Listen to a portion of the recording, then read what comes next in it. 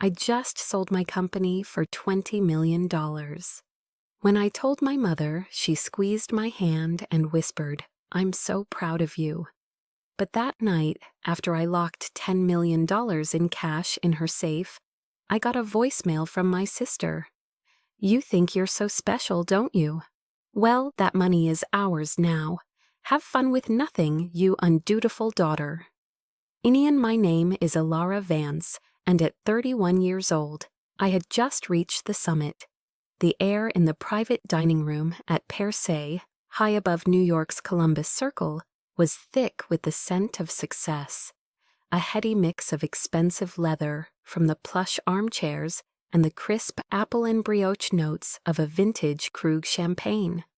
Outside the floor-to-ceiling window, Central Park was a glittering tapestry of light against the velvet dark. For 10 years, I had sacrificed sleep, relationships, and my own well-being, pouring every ounce of my being into my data encryption startup, Innovate Sphere. Tonight, that sacrifice had a number: $20 million. The final signature on the acquisition paperwork was a quiet flourish of my pen, but in my soul it was a triumphant roar. In my hands were trembling slightly, not from nerves, but from pure, unadulterated elation. I had to share this. I grabbed my phone and started a video call, my heart pounding with the anticipation of their joy. The screen flickered to life, showing the familiar, sleek kitchen in the Los Angeles home I'd bought for them. My mother, Nora, was there, wiping down an already spotless marble countertop. "And Mom, I did it," I exclaimed, my voice brimming with a decade's worth of relief. "The deal is done. $20 million. And Nora glanced at the screen, her expression barely shifting. She offered a thin, tired smile. "That's nice, dear. That's good." She turned her back to the camera, focusing on a spot on the stainless steel refrigerator. "Listen, since you're on the line, don't forget to send this month's money. The water heater is making that rattling noise again." And before I could even process her words, my younger sister Lily drifted into the frame, phone in hand, yawning dramatically. She peered at the screen with bored eyes. "Oh, cool," she said, her voice flat. "So you can finally buy me that Corvette I wanted. Yellow, remember?" And the champagne suddenly tasted flat, the bubbles gone. My smile froze, a brittle mask on my face. It wasn't just that they weren't happy for me, it was that my life's greatest achievement had been instantly, effortlessly converted into a balance sheet for their needs. I was no longer a daughter, a sister, a brilliant entrepreneur. I was just an ATM, freshly restocked. In the flight back to LA felt like a descent, not a homecoming. To celebrate, I booked a table at Mastro's Steakhouse in Beverly Hills, hoping the grandeur of the place, the theater of the sizzling platters and dim lighting, might somehow manufacture the festive mood I so desperately craved. I presented my mother with the iconic red box from Cartier. Inside, a white gold Trinity bracelet gleamed, its interlocking bands a symbol of the love and connection I wanted for us. And she allowed me to clasp it onto her wrist. For a moment, she rotated her hand under the soft spotlight of our table, watching the precious metal catch the light. Then she let out a long, weary sigh. "And it's nice," she said, the word landing with a thud. "But you know, all this does is remind me of how old my hands look. These hands." She held them up for inspection. "These are the hands that scrubbed rich people's toilets for 15 years, so you could go to your fancy schools and learn how to make all this." Knit was an invisible slap, perfectly executed. The gift was no longer a gift. It was a debt reminder, a beautiful, expensive shackle of guilt that she had just locked onto my soul. I looked down at my bone-in ribeye, the perfectly cooked meat suddenly turning to ash in my mouth. I cut a piece, chewed, and tasted nothing but my own failure. In the drive home in my new Mercedes S-Class was cloaked in a tense silence. The car's interior, a cocoon of fine leather and polished wood, felt like a cage. Then Lily's voice piped up from the back seat, laced with a tone of magnanimous charity, as if she were doing me a favor. "And hey, Alara," she began, "why don't you just give me, like, 5 million? I'll start a fashion line or something. You can think of it as an investment. Besides," she added with a condescending little laugh, "you don't know how to spend money on anything with actual taste anyway. You just stare at computers. Let me handle the fun part." It wasn't a request. It was an insult wrapped in an invoice. The implication was clear. I was the workhorse, the nerd, the new money hick, who could earn a fortune but lacked the class to enjoy it. I gripped the steering wheel, my knuckles turning white. The cool, controlled world I had built for myself was fracturing, and the cold reality of my family was pouring through the cracks. It felt like a bucket of ice water to the face, shocking, numbing, and profoundly, humiliatingly bitter. Ix and I dropped them off and went to my old bedroom, the one they kept for my visits. The room felt small, frozen in time. I took off the Cartier bracelet I'd bought for myself to match my mother's and tossed it onto the nightstand. It landed with a soft metallic clink. In the dim light, the gold bands glittered mockingly. And why, I asked the silent room, why does every victory of mine in their eyes just translate into a price tag and an obligation? The question hung in the air, a ghost that had followed me my entire life. And as I stared at that bracelet, the answer began to unspool, pulling me back into the museum of slights and dismissals that was my childhood. Unlying in my childhood bed, the question echoed in the dark, a phantom bouncing off the walls of my memory. Why? The glittering bracelet on the nightstand seemed to pull me back, opening a door to a private museum inside my mind. A gallery where every exhibit was a monument to my own invisibility. The first memory flickered to life. I was 14, my face framed by thick, nerdy glasses, my heart thumping with a pride so pure it felt like it could lift me off the ground. I burst through the door of our cramped apartment in Echo Park, the air thick with the smell of old carpet and my mom's anxiety. In my hands, I clutched the heavy gold-plated trophy from the California State Science Fair, first place, for a robot I had built from scratch. "And Mom, I won! I won first place!" I shouted, my voice cracking with excitement.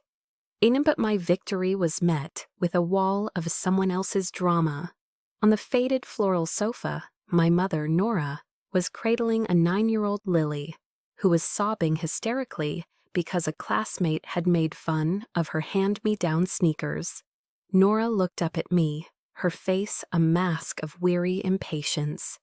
She waved a dismissive hand in my direction. "Put that thing in your room, Alara. Don't make so much noise. Your sister is upset." Just like that, the air went out of my lungs. My brilliant, shining moment extinguished by a pair of old shoes. I stood frozen for a second, the heavy trophy suddenly feeling like a block of lead. I quietly carried it to my room and placed it on top of my bookshelf. And there it stayed, for years, gathering dust, a silent witness to the fact that my achievements would always be less important than my sister's feelings. It was the first, but certainly not the last, artifact in my collection of being overlooked. And the museum tour continued. I was 18 now, exhausted but exhilarated. After 2 months of working grueling shifts at a local coffee shop, the smell of burnt coffee and cleaning solution clinging to my clothes, I held my first real paycheck. It felt like a fortune. I spent nearly all of it on a magnificent strawberry shortcake from a fancy bakery, the kind with towering layers of cream and glistening berries. It was for my mother's birthday. I walked the 10 blocks home, carefully balancing the heavy box, my mind filled with images of her surprised, happy face. And I opened the door to find Nora and Lily sprawled on the couch, watching a reality TV show surrounded by empty pizza boxes. The greasy smell of pepperoni filled the air. You're home," Nora said, her eyes never leaving the television screen. "Lily was craving pizza, so we just ordered in. You must be tired. Why don't you go put the cake in your room and have a slice by yourself? We're full." And have a slice by yourself. The words were spoken so casually, so thoughtlessly, but they landed with the force of a deliberate, calculated cruelty. It wasn't just a dismissal of the cake, it was a dismissal of the effort, the love, the very thought behind it. I was, once again, an interruption, an afterthought. That night, I ate a piece of that beautiful, expensive cake alone in my room, and it tasted like loneliness. And the final exhibit was the most polished, the most painful.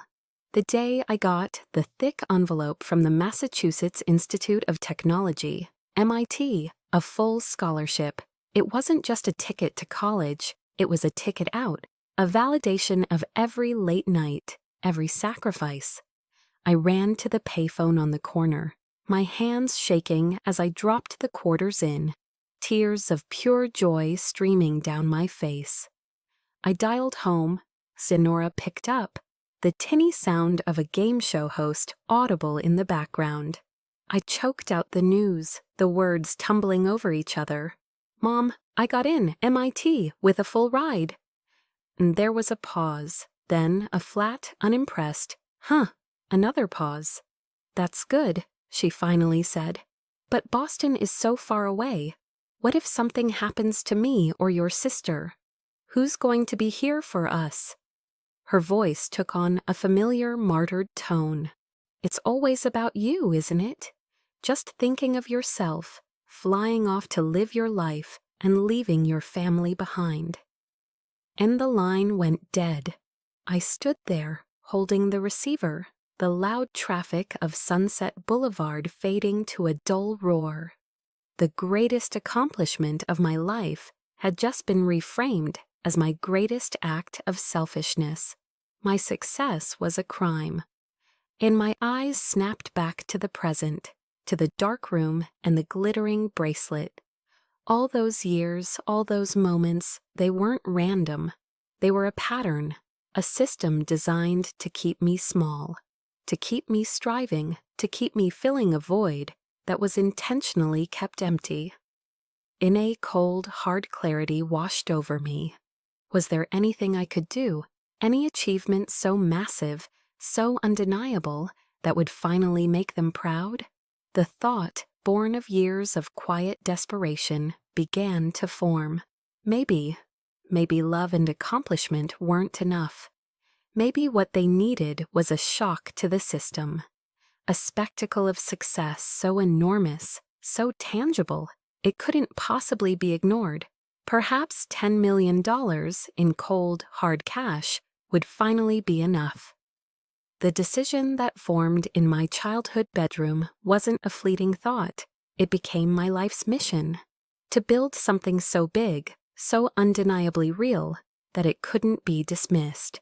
So I built an empire on a foundation of instant ramen and stale cold coffee. On my life in Boston after MIT was a blur of relentless work. I lived in a studio apartment in Somerville that was only slightly larger than my old bedroom, with a window that looked out onto a brick wall. The city would light up at dusk, its nightlife beginning just as my second shift started. I'd come home from my day job at a large tech firm, and then, fueled by the cheapest caffeine I could find, I would sit before my dual monitors and code for Innovate Sphere until 3 in the morning. My world shrank to the glow of the screens, the rhythmic click-clack of the keyboard, and the endless loop of compiling code. My diet consisted of whatever was fastest and cheapest. My social life was non-existent. On one such night, as rain lashed against the window pane, my phone buzzed, momentarily breaking my concentration. It was a text from Lily, a selfie of her pouting at the camera, perfectly made up for a night out. The text read, "Hey sis, can you send me another $500? Need a new bag for this party this weekend. TIA. Thanks in advance." Hick and I stared at the message, a wave of profound, bone-deep weariness washing over me. I didn't have the energy to be angry. I didn't have the time to argue. I simply opened my banking app, tapped through the familiar motions of a wire transfer, and sent the money. It was easier than fighting. My support for her wasn't even a choice anymore. It was a reflex, an unspoken tax on my existence. Then I turned back to my code, the flickering cursor, the only thing that seemed to understand my silent, tireless language. Years bled into one another. I moved Innovate Sphere to Silicon Valley, the epicenter of ambition and brutal competition. I remember walking into a glass-walled boardroom in a venture capital firm on Sand Hill Road. I was the only woman at the table, and at 27, easily the youngest person in the room by 2 decades. A dozen men in expensive, tailored suits stared at me, their faces a mixture of curiosity and condescension. They looked at me, a young woman with a laptop and a vision, as if I were a child who had wandered into the adults' table. And after my presentation, one of them, a man with silver hair and a Rolex that cost more than my car, leaned back in his chair and smirked. "Cute idea, kid," he said, his voice dripping with paternalism. "But this is a bit out of your league, don't you think? The financial sector isn't a playground for little girls." And the insult was designed to throw me off, to make me emotional, to prove his point. I took a slow, deliberate breath, pushing the humiliation down. I met his gaze, my own expression unreadable. "With all due respect, sir," I said, my voice steady and cold. "Your outdated gender politics are a greater liability to your portfolio than my age. Now, if we could get back to the encryption protocols on slide 27. I had to fight not just for my company's survival, but for my very right to be in that room. So the day we landed our first major contract with a national bank was the culmination of all those battles. It was a 7-figure deal that put Innovate Sphere on the map. And how did I celebrate this monumental victory? I was driving back from a late-night server emergency, and I stopped at a 24-hour gas station off the highway. My celebratory meal was a prepackaged turkey sandwich that tasted like cardboard and a lukewarm Diet Coke. I ate it in my car, my laptop balanced on my knees, debugging a minor software patch that couldn't wait until morning. And later that evening, scrolling through Instagram while waiting for a system update to finish, I saw it. A post from Lily. It was a photo of her, looking radiant in a designer bikini, holding a colorful cocktail by an infinity pool. The caption underneath the pristine blue sky and bluer water of Cabo San Lucas, Mexico, read, "Living my best life. Blessed YOLO." A dry, bitter laugh escaped my lips. I was financing a life I didn't have the time to live. I was the silent, invisible engine powering her blessed's existence.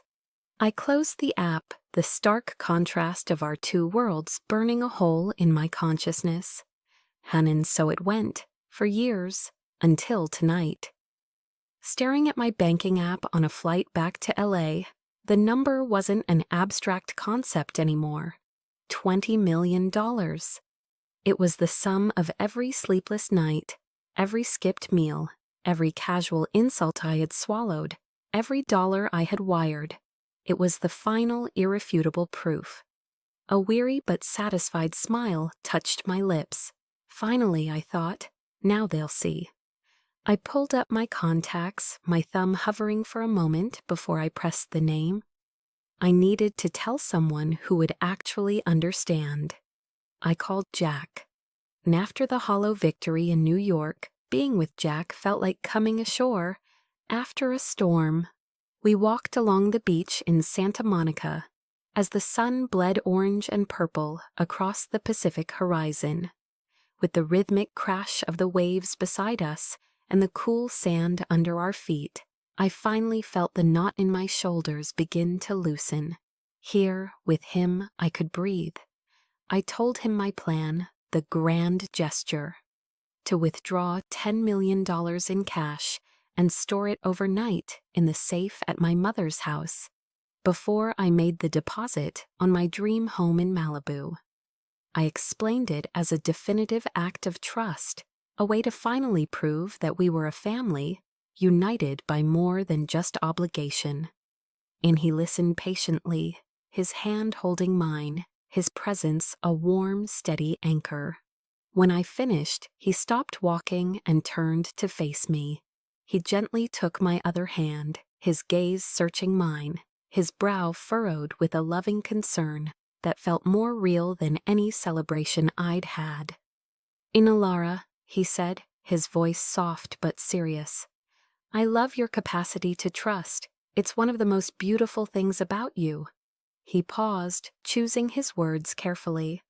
"But there's a fine line between trust and naivete. Are you absolutely sure this won't be seen as an invitation?" And I laughed, a sound that was meant to be light but came out brittle. I pulled my hands away and started walking again. "It's my mother, Jack. She would never, she just wouldn't." He didn't argue. He just fell into step beside me and let out a quiet sigh, a small puff of air that carried the weight of his unspoken fears.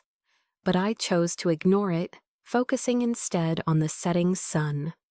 The next day, I met my old college friend, Leo, to arrange for his security company to handle the transport. We met at a quiet, speakeasy-style bar in the Arts District, a place with exposed brick and low lighting that felt a world away from the corporate gloss I was used to. Leo, as always, was blunt and brutally honest. As he swirled the amber liquid in his whiskey glass, he listened to my plan without interruption. And when I was done, he set his glass down with a definitive click. He leaned forward, his expression intense. "Alara, I'm saying this as your friend, okay? Not as your vendor." He looked me dead in the eye. "You are hand-delivering a prime rib steak to a pack of starving wolves. You might trust your mom, but you can't trust human greed. It's a force of nature.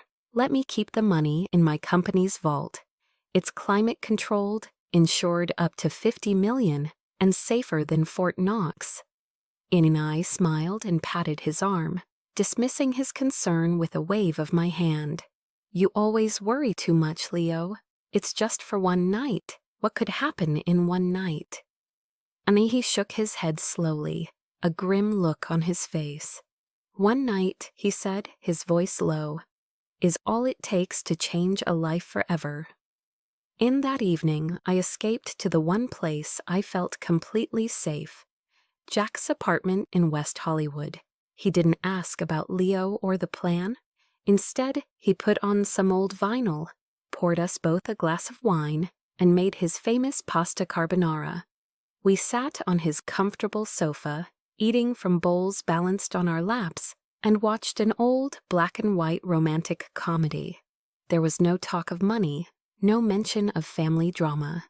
Just the simple, easy comfort of being with someone who wanted nothing from me but my presence. Sanai rested my head on his shoulder, the warmth of him seeping into me, and I thought, This is what family is supposed to feel like. A safe harbor, a place without agendas or emotional price tags. And then, my phone, sitting on the coffee table, buzzed. The screen lit up with a single word. Mom.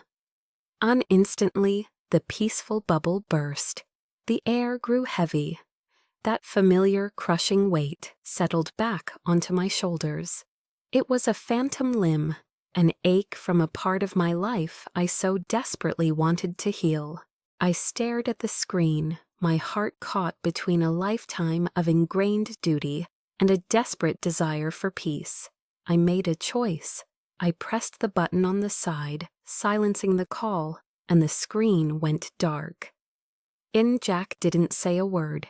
He just tightened his arm around my shoulder, a silent message of support. He understood, but as much as he understood, he was powerless against the ghosts I refused to exorcise. In that moment, ignoring the warnings of the two people who cared for me most, I solidified my plan. I would not be swayed by their fears. I would prove them wrong. They'll see how much I trust them, I told myself. A stubborn mantra against the rising tide of doubt. And then, finally, they'll change. In the next morning, I called the bank and set the withdrawal in motion. The armored truck pulled away from the curb, its departure leaving a sudden, heavy silence in the air. The moment felt charged, irreversible. I stood on the driveway with my family, the 3 nondescript black duffel bags sitting at my feet like sleeping beasts. From the moment Leo's security team arrived, it was clear this was not a normal day. My mother and sister were already waiting by the front door, their anticipation so palpable it was almost a physical presence. They hadn't known the exact time, but somehow they were ready. Nora rushed forward, pulling me into a hug that felt oddly stiff, her arms wrapping around me, while her eyes were fixed over my shoulder, locked onto the bags. "My darling girl," she cooed, her voice thick with a theatrical warmth. "You've worked so hard, you must be exhausted." Lily, meanwhile, circled the duffel bags like a predator sizing up its prey. She gave one a playful pat with her foot. "Wow, that's heavy," she chirped, her laugh a little too loud. "Bet you couldn't spend all that in a lifetime, huh, sis? I could help with that. I'm a great spender." She winked, but the joke fell flat. Beneath the forced humor, a raw, undisguised avarice gleamed in her eyes. It was the first tremor of the earthquake to come, a warning I failed to heed. Inside, I directed Leo's men to my mother's home office. The safe, a formidable steel box I'd had professionally installed behind a sliding bookcase, was my intended fortress. After I'd entered the combination, placed the bags inside, and locked it, the house felt different. The air grew thick with unspoken thoughts. That evening, Nora insisted on cooking my childhood favorite, roast chicken with rosemary and garlic. The familiar, comforting aroma should have felt like home, but instead, it felt like a stage prop in a meticulously crafted play. The dinner table became an interrogation room. "In this safe, dear," Nora began, passing me the mashed potatoes with an innocent smile. "The combination is very complicated, isn't it? It's not just your birthday or something simple like that?" "None. And there's no backup key, right?" Lily chimed in, swirling the red wine in her glass. "And so Leo's company, they don't monitor the safe remotely or anything, do they? They just drop off and leave?" Nora continued, her questions relentless, each one wrapped in a veneer of casual curiosity. "And besides you, does anyone else know the code?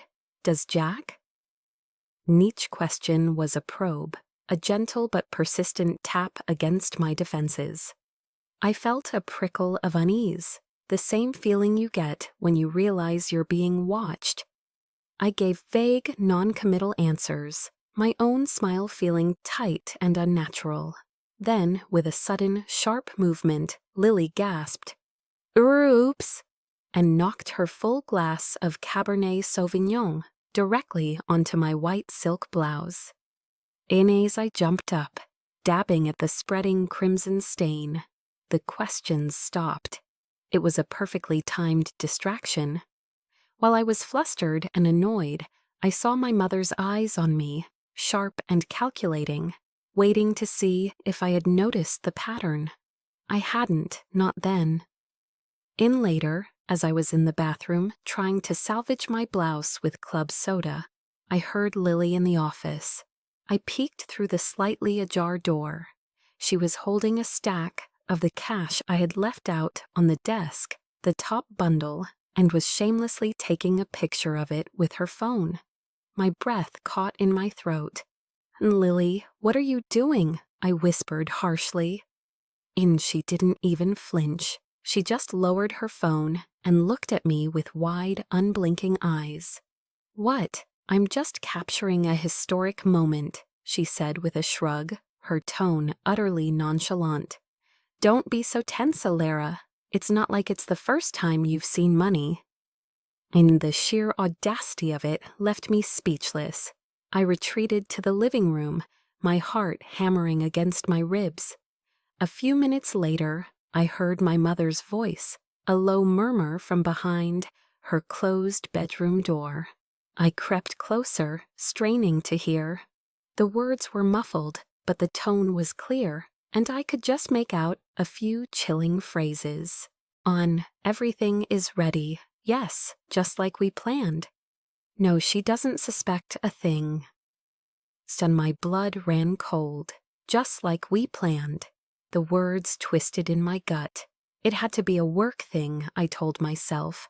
A conference call. Something, anything, other than the hideous possibility that was forming in my mind. And I lay there that night in my childhood bed, staring into the darkness, trying to silence the alarm bells in my head. The voices of Jack and Leo, and now my mother's own whispered words from behind a closed door. Have you ever been in that position? When your heart, your gut, your every instinct is screaming one thing, but you deliberately plug your ears? Because the truth, if it really is the truth, is simply too painful to face. I chose to believe in the mother I wanted, not the woman I had just overheard. And what would you have done if you were in my place? Would you have had the courage to confront them, to face the ugliness head on? Or would you, like I did that night, choose the fragile piece of a beautiful lie? And I told myself I was just tired, that I was stressed, that tomorrow everything would be fine.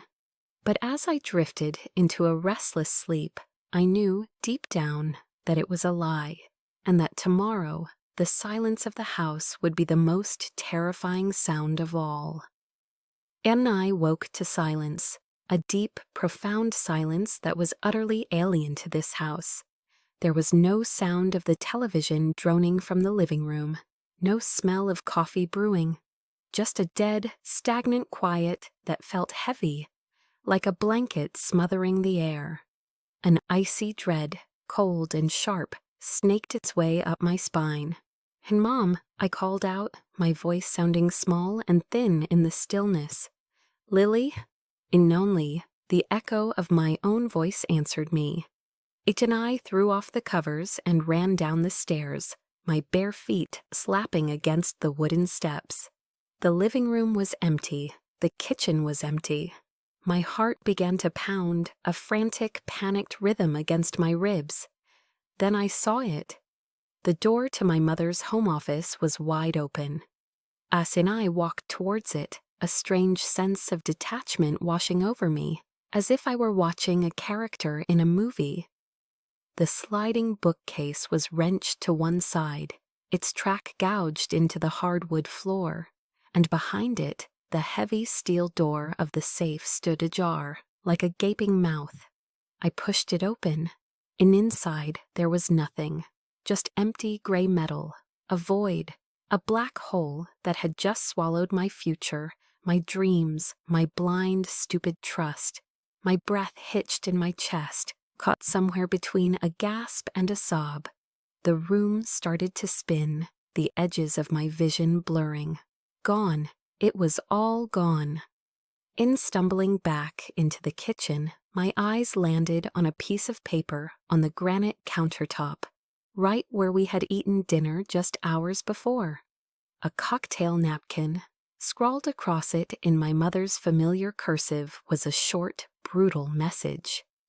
Hannah, thank you, my daughter. Finally, your mother and sister can live the life we deserve without having to beg you for it. Don't try to find us. A wave of nausea churned in my stomach. Beg me? The word was a mockery, a grotesque distortion of the truth. I had given freely, joyfully, endlessly. As I stared at the note, my phone buzzed on the counter. A notification, new voicemail from Lily. And my hand trembled as I lifted the phone to my ear, and then I heard her voice. Not the whiny, petulant tone I was used to, but something new, something viciously triumphant, dripping with a gleeful, venomous spite. And did you really think you were so special? She sneered, her laugh a sharp, ugly sound. Parading your money around, making us feel small? Well, guess what, Ilara? That money is ours now. Have fun with nothing, you undutiful daughter. Nundutiful daughter. And the words struck me with the force of a physical blow, a hammer shattering the last remnants of my composure. It wasn't about the money. It was never just about the money. It was about this final venomous branding, this twisting of my love into a crime. And a guttural sound tore from my throat. A scream choked into a dry, ragged sob. My knees gave out. I collapsed onto the cold, tiled floor of the kitchen, the napkins still clutched in my hand. The pain was immense, a white-hot agony that seared through me. They had taken my trust, my love, my decade of sacrifice, and they had weaponized it against me. They had made me the villain in my own tragedy. M&A blind rage erupted from the depths of my despair. I scrambled for the phone, my fingers fumbling with the smooth, cold glass. It was the vessel of their betrayal, the conduit of their poison. With a raw, animalistic cry, I hurled it against the wall. It shattered on impact, the screen exploding into a spiderweb of 1,000 tiny fractures before clattering to the floor in pieces. Just like my heart, just like my life. And I sat there, on the floor, amidst the silence and the wreckage, the ragged edges of my breath, the only sound. I was the biggest fool in the world, a 31-year-old CEO, a woman who could navigate the cutthroat world of venture capital, but who couldn't see the vipers in her own home. And then, through the fog of pain and rage, one thought managed to surface, a single desperate instinct. I crawled over to the shattered remains of my phone, my hands shaking so badly I could barely function. I salvaged the tiny SIM card from the wreckage, found an old, forgotten burner phone in my travel bag, and jammed it in. My fingers, slick with sweat, fumbled over the keypad. There was only one person I could call. The line rang once, twice. He picked up. "Son, Leo," I wept into the phone, my voice a broken, unrecognizable thing. "They're gone. They took everything." And the days that followed were a gray, featureless fog of despair. The first stop after my frantic call to Leo was the LAPD. I sat in a sterile, windowless interrogation room that smelled of stale coffee and disinfectant. The fluorescent lights overhead hummed a monotonous, buzzing tune, casting a harsh glare that seemed to expose every flaw. Across the metal table, Detective Reyes, a calm, professional woman, asked her questions. They were standard procedure, but each one felt like a fresh turn of the knife. "Sin Miss Vance, just so I'm clear," she began, her pen poised over a notepad. "You voluntarily transported the cash to this residence?" "None, yes, but none. And the house is legally in your mother's name, Nora Vance, is that correct?" "None, yes." "None, so you understand," she said, her tone not unkind but terribly pragmatic, "that from a legal standpoint, this is difficult to prosecute as a theft. It could easily be argued as a familial financial dispute, or an A dispute." The word hung in the air, a grotesque understatement. I had to recount my story, explain my trust, and under that buzzing, unforgiving light, my faith in my family sounded like the rambling of a naive, foolish child. I wasn't a victim of a crime. I was the architect of my own ruin. The shame was a physical weight, pressing down on my chest, making it hard to breathe. Some of the weeks that followed were worse. I became a ghost in my own life. I didn't sleep. I didn't eat.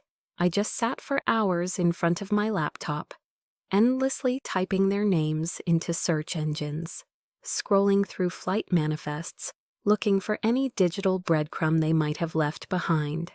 I was obsessed, consumed by a toxic cocktail of grief and rage.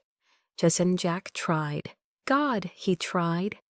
He would bring me food I wouldn't touch, plead with me to get some rest, to talk to someone. But I was unreachable, locked in a prison of my own making.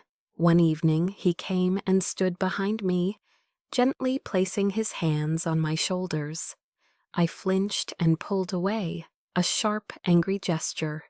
"And you don't get it," I snapped, turning on him. "You never understood." And he recoiled as if I'd struck him. The look in his eyes, a deep, weary sadness, shattered what was left of my heart. "I love you, Alara," he said, his voice quiet and strained. "But I can't live with their ghosts anymore. I can't compete with this obsession. When you're ready to live a life with me, a life for us, call me." And he packed a small duffel bag in silence. The sound of the front door closing behind him was louder than any scream. I was now completely, terrifyingly alone. And it was a week later that Detective Reyes called me back down to the station. They'd found something during a final search of the house. She slid a standard issue manila folder across the metal table. I opened it. It wasn't just financial papers, it was a dossier. My dossier. There were printouts of articles about the Innovate Sphere acquisition, interviews I had given, all highlighted and annotated. There was a detailed log of my known travel schedule for the past 6 months. And then I saw it. A single sheet of lined notebook paper filled with my mother's handwriting. At the top, underlined twice, were the words, "Alara's weaknesses." Shone below it, a bulleted list as cold and methodical as a business analysis. And desperate for mother's love and approval. Entrusts family blindly, ignores all red flags. In harbors deep-seated guilt over her own success. In will do anything to preserve the illusion of a happy family. Ik and I stared at the page, my breath caught in my throat. This wasn't a spur-of-the-moment betrayal. This was a calculated assassination of my character, a premeditated exploitation of my soul. They hadn't just taken my money. They had dissected my love for them and turned it into a weapon. My love was a flaw. My trust was a vulnerability. My entire being had been reduced to a set of exploitable data points. A and I sat in my car in the station parking lot for hours, clutching a copy of that horrific document. The tears wouldn't come. The anger was gone. All that was left was a hollow, echoing void. It was a pain beyond pain, an erasure of self. They hadn't just robbed me of my future. They had poisoned my past, turning every memory of love into a calculated lie. In it was in that moment of absolute nothingness, when I truly believed my life was over, that the old burner phone I'd been using rang. The shrill, unfamiliar ringtone cut through the silence of my car. It was 2 o'clock in the morning. The caller ID read, "Leo." Gemini answered, my voice a dead whisper. "Hello?" "Inalara," he said, his voice urgent, cutting through my stupor. "You need to get to my office right now. There's something you need to see." In driving to Leo's office at 2 in the morning, I felt nothing. I was a hollow shell, an automaton responding to an external command. My world had shrunk to a single point of pain, and I was moving through a dream, or rather a nightmare from which I couldn't wake. I walked into the central control room of his security firm. A dark space illuminated only by the cold, blue-white glow of dozens of monitors, each displaying a different silent story of the city's nocturnal life. Leo looked exhausted, with dark circles under his eyes that spoke of sleepless nights, but his expression was electric with an urgent energy. He didn't waste time on pleasantries, just pointed to one of the main screens. He hit play. The video that flickered to life was grainy, shot from a low, unsteady angle. It took me a moment to realize I was looking at a recording from a micro camera hidden inside one of the duffel bags. I saw the interior of a secure, windowless room. I saw Leo and two of his most trusted employees, their faces grim and focused, and I watched, mesmerized, as they methodically, carefully swapped the stacks of real bank-wrapped currency with identical-looking stacks of prop money. The prop bills were high-grade fakes, perfect for film, indistinguishable to the untrained eye. In my mind, sluggish from weeks of grief, struggled to process the scene. It felt like a logic puzzle I didn't have the capacity to solve. "Cha and I talked to your bank manager, Ilara," Leo explained, his voice hoarse with fatigue. "Convinced him this was a necessary security protocol for a high-risk transfer. After our talk at the bar, I had a bad feeling, a really bad feeling. I couldn't let you walk into that blind. I couldn't let you be the fool in this story." He slid a document across the desk. It was a special handling authorization form, a piece of procedural boilerplate. At the bottom was my own signature, a quick, careless scribble I barely recognized. I remembered signing a stack of paperwork that day, my mind so clouded with a mixture of hope and anxiety that I hadn't even registered what it was. I had authorized the swap myself unknowingly. I had built my own safety net without even knowing it. And then Leo switched the main screen to a global map, a web of flight paths and city lights. A single red dot was blinking brightly, insistently, over the island of Maui. He zoomed in, and a satellite image of a sprawling, 5-star luxury resort filled the screen. "And they're there," Leo said, his voice flat but laced with a grim satisfaction. "Living like royalty on fake money." I stared at the blinking red dot. Maui, a place for honeymoons and dream vacations, a paradise they had purchased with my agony. And then something deep inside me, a cord that had been stretched to its absolute limit for 6 weeks, finally snapped. A small sound escaped my lips, a dry, choked chuckle. It grew, bubbling up from the hollow space in my chest, spilling out into a full-throated laugh. It was a wild, unhinged, glorious sound that echoed in the sterile, silent room. I laughed until tears streamed down my face, until my stomach ached, and I had to gasp for air. I was laughing for the 6 weeks of hell I had endured, for the humiliation, for the heartbreak, for the sheer cosmic irony of it all. It was the explosive, cathartic laugh of a prisoner who discovers the walls of her cell are made of paper. The laugh of someone who has just clawed her way out of a freshly dug grave. And they thought they had won. They thought they had destroyed me. But they were just clowns in a tragedy, performing a script I had accidentally written for them, and they didn't even know the final act.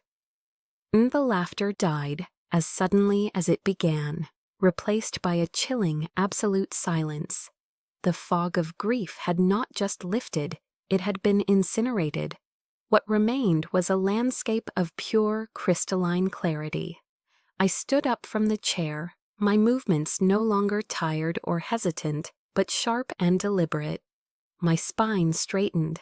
I walked to the large whiteboard on the far wall and picked up a black dry erase marker. The cap came off with a decisive click. They said they analyzed my weaknesses, I said, and my own voice startled me. It was different.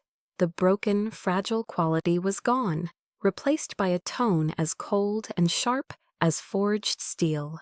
Now, I said, turning to face Leo, we analyze theirs. And I drew a line down the middle of the board. On one side, I wrote their names, Nora and Lily. On the other, I wrote 3 words, each feeling like a weapon I was unsheathing. In greed, I said, underlining it with a vicious slash. Ignorance, another slash. And arrogance, I underlined it twice. I began to diagram their movements, their spending habits, their digital footprints, my mind working with the same ruthless efficiency I once used to build my company. The victim was gone. In her place stood a strategist. We have the tracking data from the prop money, I said, my voice low and controlled. We have their signed confession in the form of my mother's note. We have the element of surprise. They wanted to play a high-stakes game. I turned and looked at Leo, a dangerous light glinting in my eyes. The queen was back on the board. And so be it, I declared. I'll be the one to deal the final hand. And where are they headed next? I asked, my gaze fixed on the map, my mind already 10 steps ahead. Leo typed a few commands, pulling up flight and hotel booking data they'd foolishly made on a public Wi-Fi network at a Maui coffee shop. Las Vegas, he said, the Bellagio. A slow, predatory smile spread across my face. It was the first real smile in weeks, and it felt like sharpening a knife. Perfect, I whispered. The city where all illusions go to die. And I arrived at Picasso 5 minutes before the trap was set to spring. The restaurant was an oasis of cultivated elegance, a stark contrast to the neon chaos of the Las Vegas Strip outside. Original masterpieces by the artist himself adorned the walls, silent witnesses to the quiet drama of opulent dining. Through the vast windows, the Bellagio fountains danced, a spectacular silent ballet of water and light. And there, at the best table in the house, sat my mother and my sister. And they were a portrait of new money, draped in garish, logo-heavy designer clothes that screamed their price tags. They were laughing loudly, holding flutes of Dom Perignon, toasting to their own brilliance. I watched them for a moment from the entrance, feeling a strange, detached calm. The rage had burned itself out, leaving behind an icy resolve. This wasn't about emotion anymore. This was about execution. I walked towards them, my heels clicking softly on the polished floor. I moved with a grace and confidence I hadn't felt in months, wearing a simple but exquisitely cut black silk dress. I stopped at their table. And you two look like you're having a wonderful time, I said, my voice smooth and even. I offered a small, polite smile. Is there room for one more? And then the effect was instantaneous. Nora's champagne flute trembled, the liquid sloshing dangerously close to the rim. Lily's jaw dropped, her fork clattering onto her plate of seared scallops. Their laughter died, replaced by a stunned, horrified silence. Their faces, flushed with expensive wine and self-satisfaction, went pale. My appearance, calm, composed, and powerful, was the one variable their greedy, simple plan had never accounted for. "And you?" Lily stammered, recovering first, her shock quickly morphing into a defensive bravado. "What are you doing here? Did you come to beg for your money back?" Anna and I ignored her, instead signaling the sommelier. "I'll have a glass of what they're having," I said, before turning my cool gaze back to them. I sat down, placing my clutch on the table. "No, Lily, I didn't come to get my money back." I reached over and casually picked up her new Hermes handbag from the seat beside her. I opened it and pulled out a thick, crisp bundle of $100 bills. "And I was just curious," I continued, my voice light, conversational. I fanned the bills near my nose. They had the flat, chemical smell of new ink, not the faint, worn scent of circulated currency. From my own clutch, I produced a small, pen-sized UV scanner. I clicked it on, casting a tiny beam of blacklight over the top bill. No security strip, no watermark, nothing. "And I was just curious," I repeated, letting the silence stretch. "What your next move is once you realize you've been traveling across the country, living a life of luxury by spending paper." I placed the inert stack of cash on the table, right next to a pristine white napkin. High-grade prop money, of course, indistinguishable to the naked eye. And their faces crumbled. The bravado, the arrogance, the triumph, it all dissolved into pure, pathetic panic. "Hon, you're lying," Nora hissed, her voice a strangled whisper. "It's not possible." And I took a slow sip of water, my composure absolute. "Oh, it's entirely possible. You taught me to always have a contingency plan, remember, Mom?" I let my eyes drift towards the restaurant entrance. "The real money is safe and sound in a vault. This money," I said, tapping a perfectly manicured nail on the useless stack, "is equipped with a GPS tracker, a tracker that led the Las Vegas Police Department right to this table." Nanonq, Detective Reyes, looking professional and composed in a smart blazer, stepped into view. She was flanked by two uniformed LVPD officers. They moved towards our table with a quiet, inexorable purpose. The murmuring in the restaurant, which had started when I first arrived, now fell into a hushed, collective gasp as diners realized they were witnessing a real-life drama. "And Nora Vance, Lily Vance," Detective Reyes said, her voice clear and authoritative, leaving no room for argument. "You are under arrest for grand larceny, interstate fraud, and the use of counterfeit currency." And the dream was over.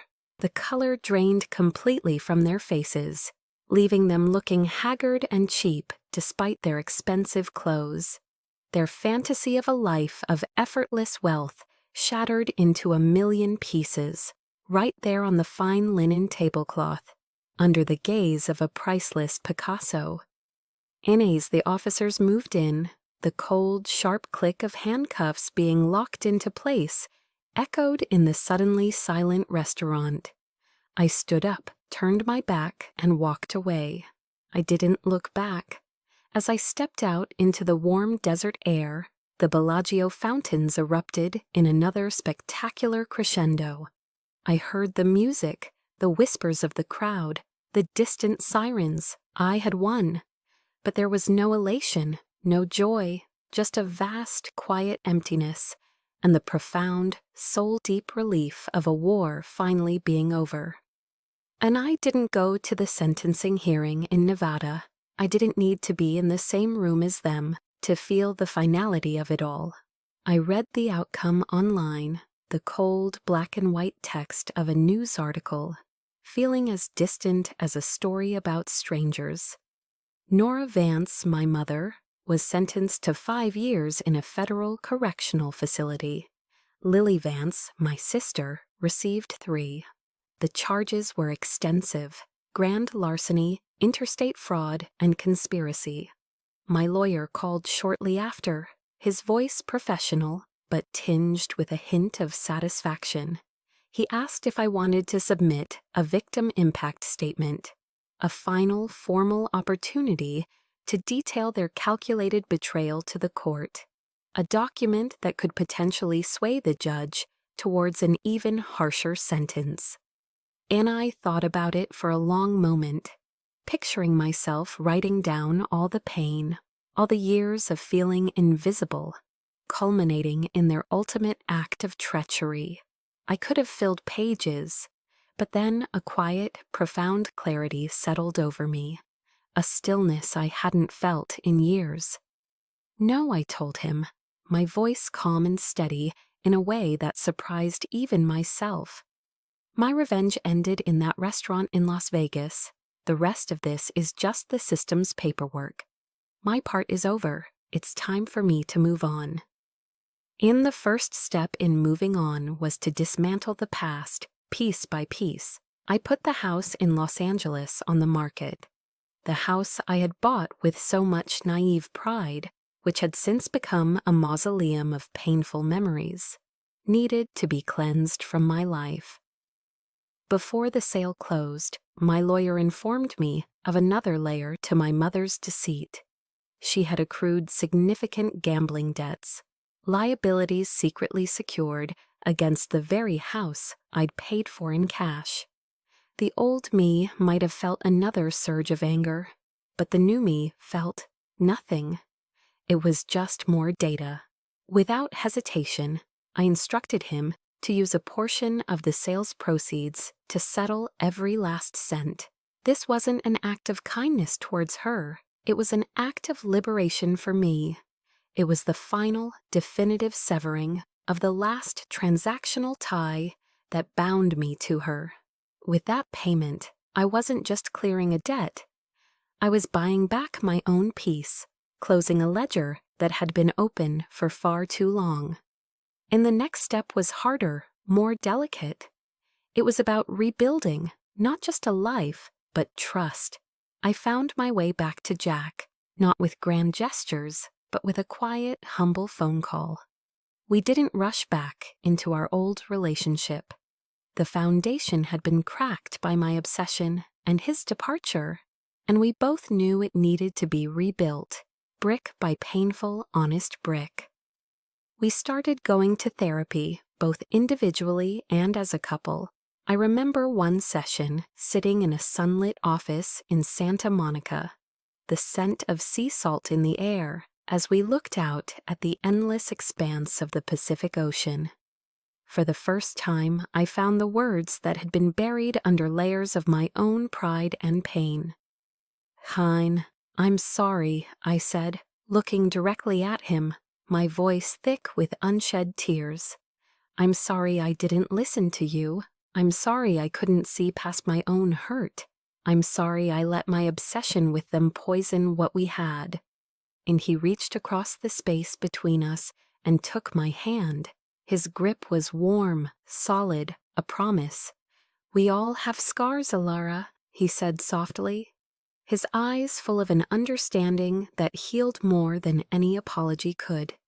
"The important thing is that we heal together." 6 months later, we bought a new house.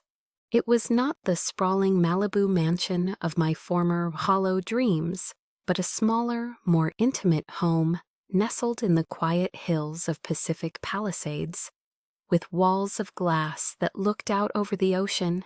It was a house built not on a foundation of ambition, but on a new one of honesty, communication, and a wiser, more discerning kind of trust.